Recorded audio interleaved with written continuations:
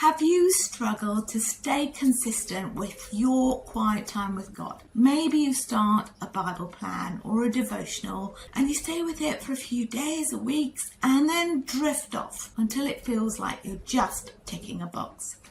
I'm Bev Jessup and I help Christian emptiness women move from feeling overwhelmed, distant from God and unsure of their creative voice to a life of peace, purpose and vibrant faith through my spirit-led sketch method that blends simple Bible study, art journaling and prayerful creativity. I'm on a mission to go through the Gospel of Matthew chapter by chapter, and in each video you'll watch me illustrate the chapter in watercolour while I share reflective questions and ask you creative spirit-led questions so that you can paint, pray and journal along with me. If you haven't seen previous chapters yet, please subscribe to the channel and tap the bell notification so that you won't miss any future episodes.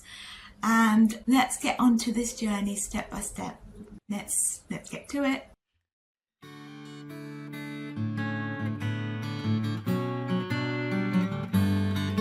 Part of being disciplined with reading the Bible is to actually do it yourself. And so I would like you to pause the video and read Matthew 16 on your own. And then afterwards, you'll be able to see me creating a piece of art and reflecting on it as I do so. So I see you there.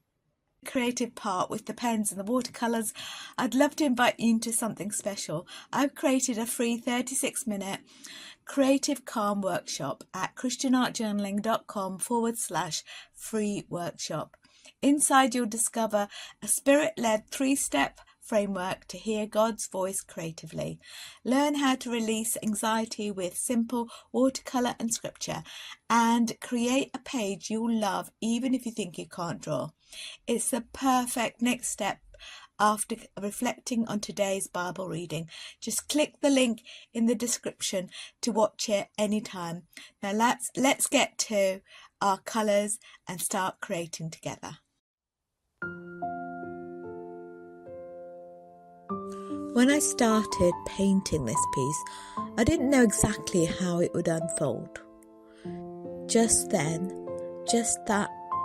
I wanted to capture that light that breaks through when heaven touches earth. Layer after layer, I added these mountain shades, the purples, the dark blues, the golds, and soft clouds, almost like climbing through the mystery of Matthew 17 itself. This is a chapter where Jesus takes Peter, James and John up the mountain, and they see him transfigured before them. His face shines like the sun. His clothes become as white as light. And for a moment, the veil between heaven and earth is filled. Imagine standing there completely undone, unable to speak, watching glory unfold in front of you. But just as quickly the moment fades. The light dims, the clouds lift, and it's time to walk back down the mountain. And isn't that what faith feels like sometimes?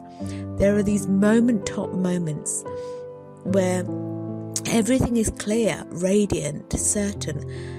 And then there are the valleys where we return to ordinary life, where faith has to live itself out in shadows, not in sunshine. And as I brushed on the final touch of gold, I realised the mountaintop isn't the goal. The goal is the transformation. Because what Peter, James and John saw on the mountain wasn't a spectacle. It was a glimpse of who Jesus truly is, and it was meant to change them too. Maybe that's what this passage invites us to do today, to stop striving for the next spiritual high, and instead to let God transform us in the quiet climb, the waiting, the descent, and the ordinary. So I want you to take a moment, pause, and just contemplate and reflect and journal. Where in your life is God inviting you to see His glory more clearly? What part of your faith is being transformed? Not in the light, but in the waiting. And how can you carry the mountaintop peace into the valleys of your week? And as the clouds settle and the light rests on the peaks, I'm reminded His presence is just as real at the bottom of the mountain as it is at the top. And that changes everything.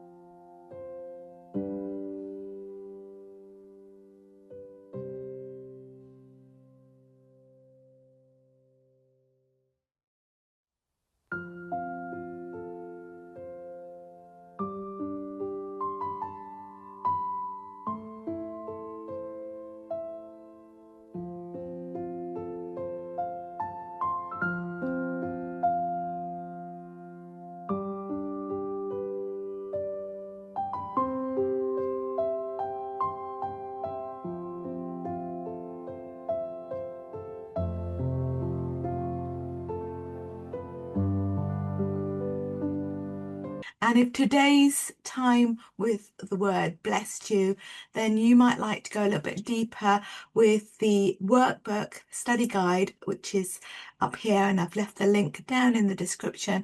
It pairs up beautifully with every video in this series, and you'll find that link down below. So if you are longing for more than just a single video and you want to join a community of like a global sisterhood of women who love joining their creativity with their faith, then come and join us in the Creative Sanctuary. We have Bible studies, live co-creates, and as I said, the community that come together to paint and to pray and to just grow together each week. So all the links are right below, and all the tools and things like that that I use are down below as well. So don't forget to like, subscribe, and share your thoughts in the comments, and maybe tell me what resonated with you in Matthew. And if you want to watch the previous chapters, you'll see the videos up here somewhere. And I can't wait for you to meet all the people in the Creative Sanctuary and see you in the next chapter. Bye for now.